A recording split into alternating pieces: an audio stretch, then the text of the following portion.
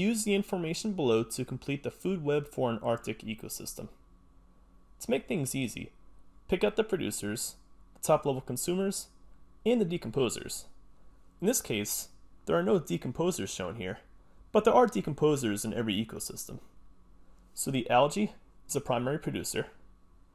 This is important because we know that all the arrows will be pointing away from the algae. There will be no arrows pointing towards the algae.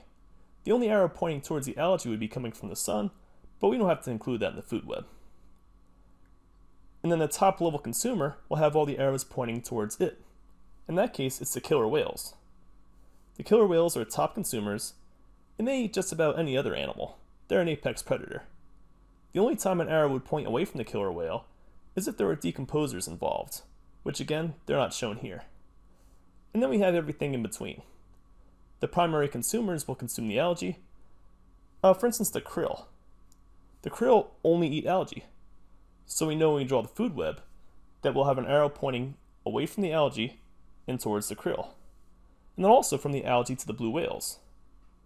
But keep in mind that the blue whales also consume the krill. So as we can see, this is going to be a very complex food web with arrows pointing different directions, one organism having more than one arrow pointing towards it, and so forth. Complete the food web. This is the food web we constructed based on the information given on the previous slide.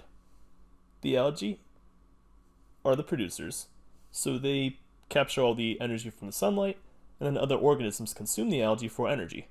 So all the energy for this ecosystem comes from the algae. And then ultimately, all the arrows point towards the killer whales. They are the top consumer, and they do not provide energy for any other organism. No other organism preys on the killer whale. Energy flow in ecosystems. As energy flows from the more numerous producers to the decrease in numbers of primary, secondary, and tertiary consumers, some energy is lost as heat.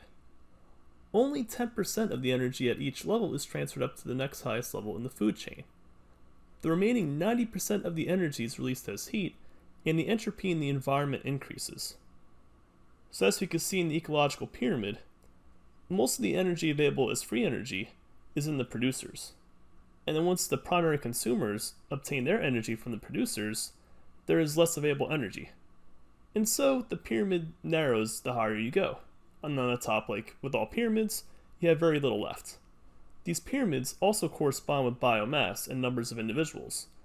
Because more free energy is available to the producers, there is much more biomass. There are a lot more plants and so forth of producers than there are of the animals that eat the plants.